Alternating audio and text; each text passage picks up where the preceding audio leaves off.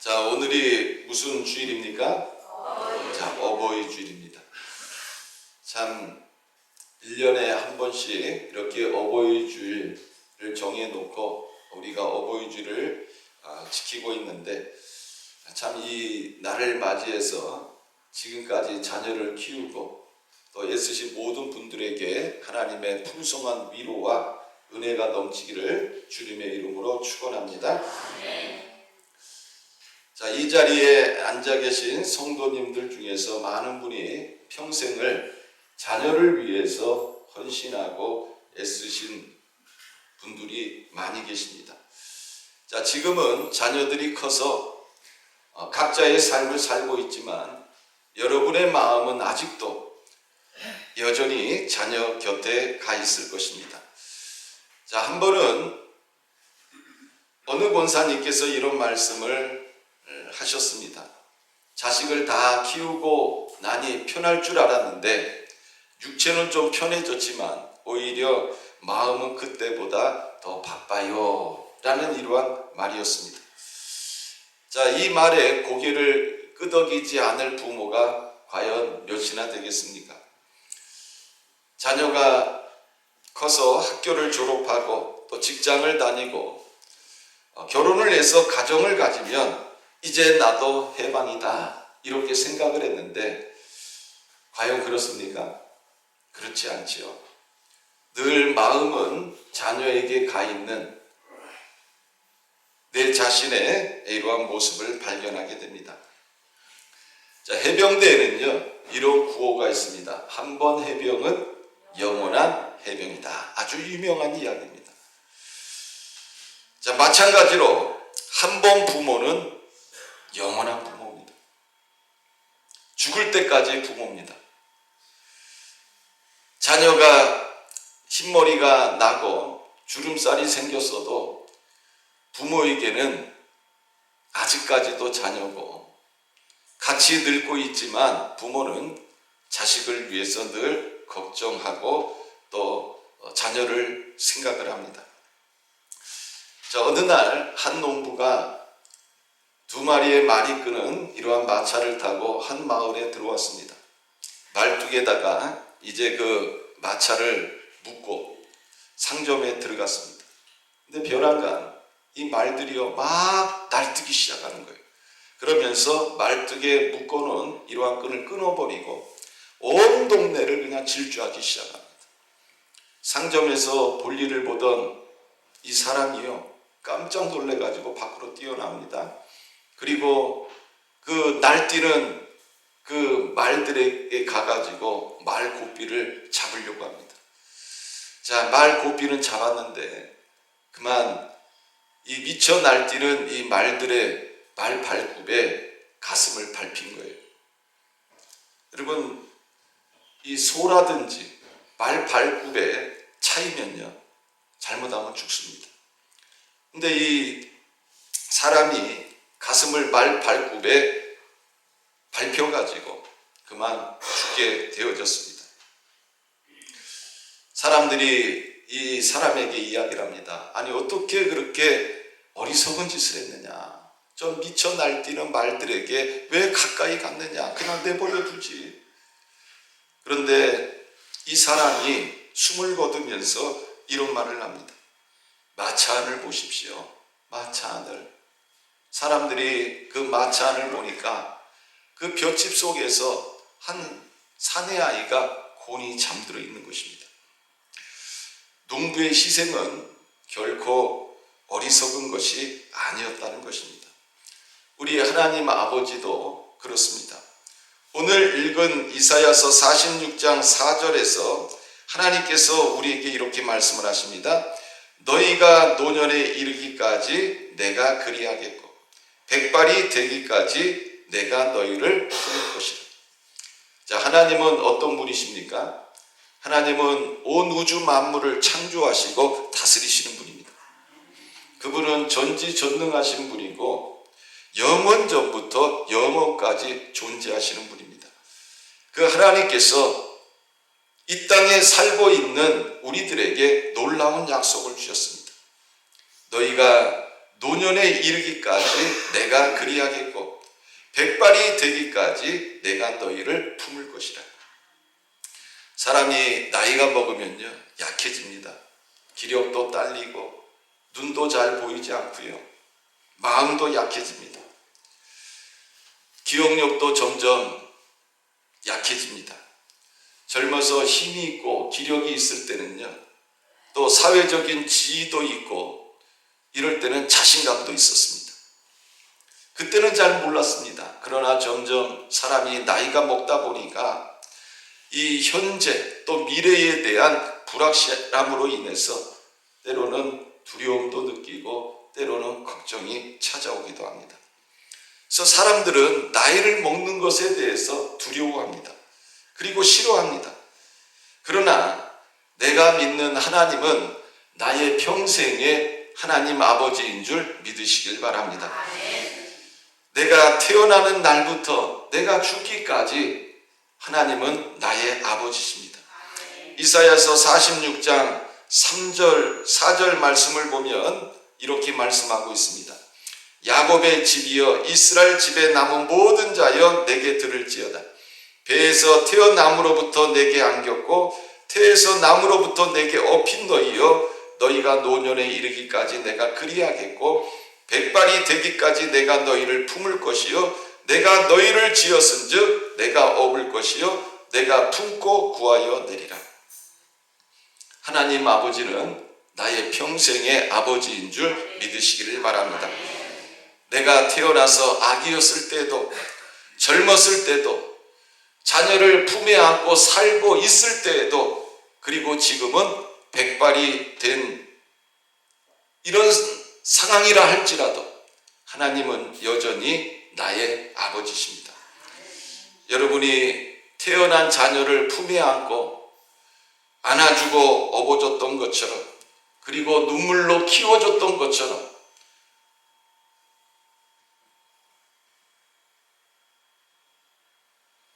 이제는 하나님이 여러분을 품고 안아주고 또 업어주시겠다고 약속하고 있는 것입니다. 자, 여러분들이 자녀를 키울 때 어떠했습니까?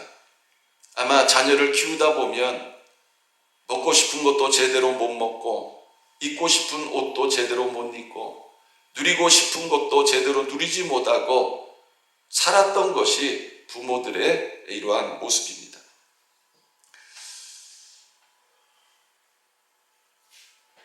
그러나 이제 하나님께서 우리들에게 이렇게 하시겠다고 약속하고 있습니다. 내가 자녀를 위해서 이렇게 했던 것처럼 아버지 되시는 하나님께서 자녀인 우리들을 위해서 이렇게 해 주시겠다 이렇게 말씀하고 있는 것입니다. 이 장성에서 따로 살고 있는 자녀들 또 결혼한 이러한 자녀들이 이 부모의 집에 오면 어떻습니까? 부모님들이 막 바리바리 뭔가를 막 싸줘요. 어디에 있었던지 뭘 찾아내가지고 싸주고 보냅니다. 그럼 자식들은 어때요? 아, 이렇게 안 해도 되는데. 아, 엄마야, 이거 안 싸줘도 돼. 그런데 이 어머니는요, 자꾸 뭐 자식을 위해서 어디에서 뭘 숨겨놨는지 갈 때 보면 한 보따리가 됩니다. 처음에는 왜 부모가 나를 위해서 이렇게 하는지 잘 몰랐어요.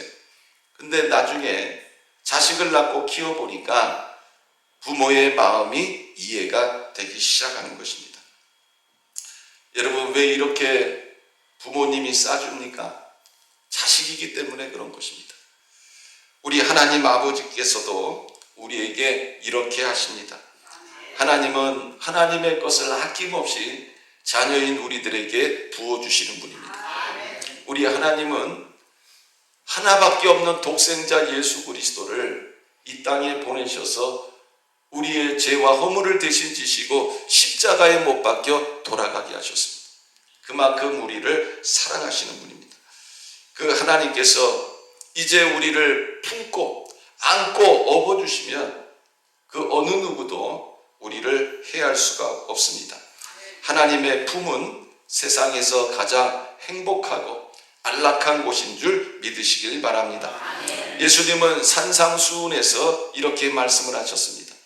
너희 중에 누가 아들이 떡을 달라 하는데 돌을 주며 생선을 달라고 하는데 뱀을 줄 자가 있겠느냐. 악한 자라도 자식에게 좋은 것을 줄 알거든 하물며 하늘에 계신 너희 아버지께서 구하는 자에게 좋은 것으로 주시지 않겠느냐. 그렇습니다. 우리가 볼 때도 악한 자지만 자식을 위해서는요 좋은 것을 줍니다.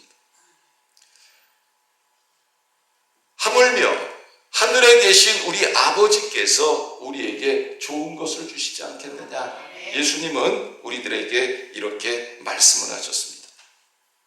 그 사사기 때에 흉년이 들었습니다. 이 베들레헴이라는 동네도 흉년이 들었어요. 거기에 엘리멜렉과 나옴이라는 부부가 살았습니다. 근데 흉년이 들자 우리가 여기 있다가는 고생할 것 같으니까 모압 땅으로 가자. 그래서 두 아들을 데리고 이 부부가요 모압 땅으로 갔습니다. 그런데 얼마 지나지 않아서 엘리멜렉이 죽어요. 그러니까 이 나오미가 장성한 두 아들을 위해서 결혼을 시켰습니다. 모압 여인을 며느리로 맞아들였습니다. 근데 또 얼마 되지 않아서 두 아들도 다 죽었어요. 그러니까 집에 여자만 남았습니다. 시어머니와 두 명의 며느리만 남았습니다. 그러던 어느 날 시어머니 나오미가 소식을 듣습니다. 베들레헴 땅에 하나님께서 양식을 주셨다. 하나님의 백성들을 돌보셨다는 이야기를 듣습니다. 그래서 나오미는 베들레헴으로 가야겠구나 생각을 하고 이제 베들레헴으로 출발을 합니다. 그러면서 며느리들에게 이렇게 얘기를 합니다. 이제 나는 베들레헴으로 가니까 너희들은 너희 가정으로 돌아가라. 너희의 원래의 집으로 돌아가서 좋은 남자 만나서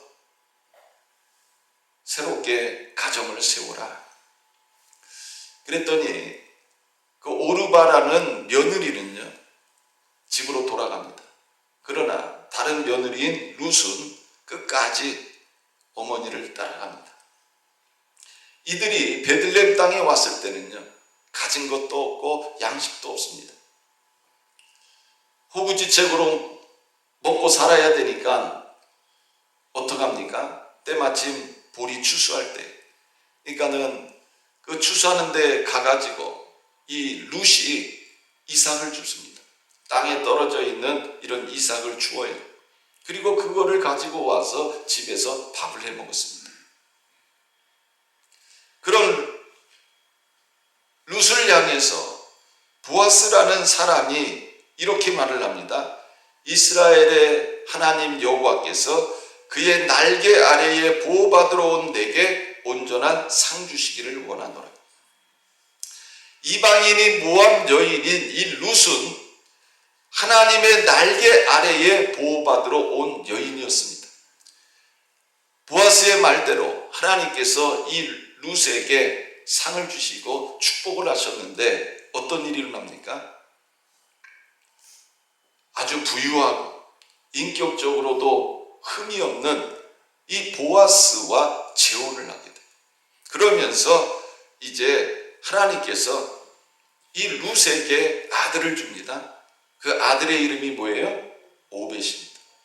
여러분, 이 오벳은 누구예요? 이새의 아버지. 이새는 누굽니까? 다윗의 아버지. 그러니까 여러분, 이 다윗의 혈통을 보면 이렇게 이방 여인인 이 룻이 들어와 있는 거예요. 그러면서 그 가문에서 누가 탄생하게 됩니까? 예수 그리스도께서 탄생을 하세요. 하나님의 날개 아래에 보호받으러 온 이 룻에게 하나님께서 엄청난 은혜와 축복을 주신 것입니다. 하나님은 하나님의 품에 안긴 자들을 품어 주실 뿐만 아니라 놀라운 복을 주십니다. 사도 바울은 빌립보 4장 19절에 이렇게 말씀합니다. 나의 하나님이 그리스도 예수 안에서 영광 가운데 그 풍성한 대로 너희 모든 쓸 것을 채우시리라. 그리고 하나님께서는 자식들을 위해 흘린 여러분들의 눈물을 기억하십니다.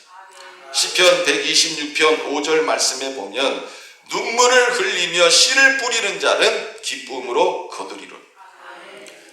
부모의 눈물은요, 세상 사람은 몰라도 하나님은 아십니다. 아이가 아파서 그 옆에서 잠들지 못하고 그 아이를 위하여 울던 그 어머니의 눈물, 또 자녀가 실망시켰을 때 마음으로 흘렸던 눈물, 또 자녀가 원하는 것을 이루지 못했을 때 함께 아파하며 흘렸던 눈물. 그러나 부모인 여러분들이 자식을 위해서 흘린 그 눈물은 하나님 앞에서 씨앗이 되어 있었습니다. 자녀들이 건강하게 자라고 또 사회에 필요한 일꾼이 되고 행복한 삶을 살 수 있는 것은 바로 부모인 여러분의 눈물에 대한 열매인 것입니다. 한 장로님의 아내는 말없이 기도하는 분이었습니다. 자녀는 방황을 했고 기도를 오래 했지만 변한 것이 없어 보였습니다. 자, 그런데 어느 날 그 자녀가 어머니에게 편지를 썼습니다. 엄마의 눈물 나 다 알고 있었어요. 그 눈물이 내 마음을 바꿨어요. 한 어머니가 자녀를 위해서 30년을 넘게 기도를 해왔습니다. 사랑하는 자녀가 교회를 떠났고 세상으로 나갔습니다. 어머니는 너무나 슬펐습니다. 그런데 어머니와 이 자식과의 관계가 좋지 않았어요. 아무리 얘기를 해도 듣지를 않습니다. 그 어머니는 새벽마다 교회에 나가서 한 자리에 앉아서 늘 자식을 위해서 이름을 불러가며 하나님 앞에 기도를 드렸습니다. 그리고 세월이 흐른 뒤 그 자녀가 어느 주일 아침에 조용히 어머니 옆자리에 앉았다고 합니다. 어머니는 말없이 손만 잡았답니다.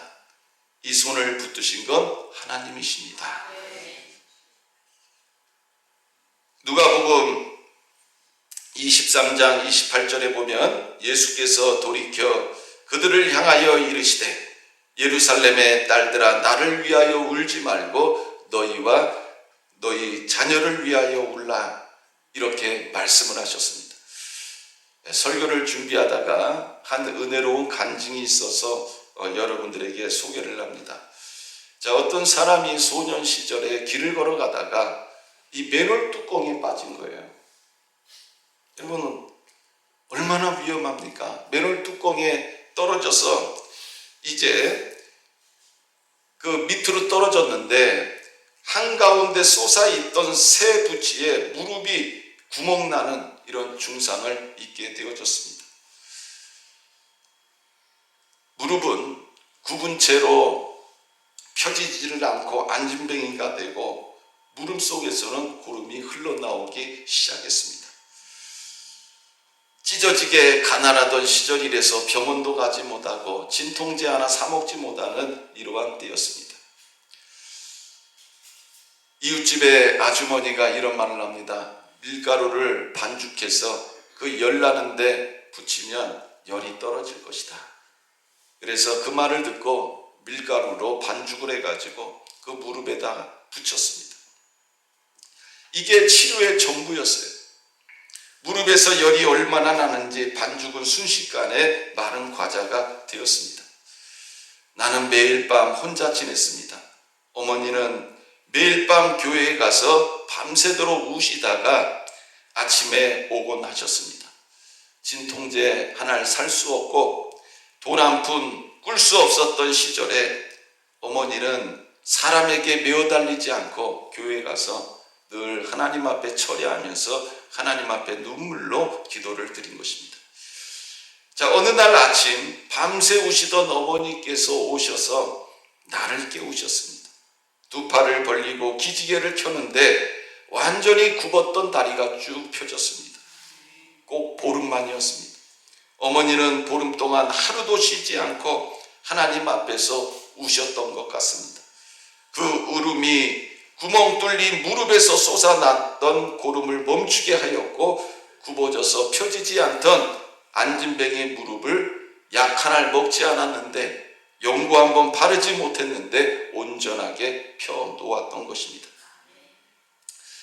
그래서 나는 울음소리가 들리는 교회가 좋습니다.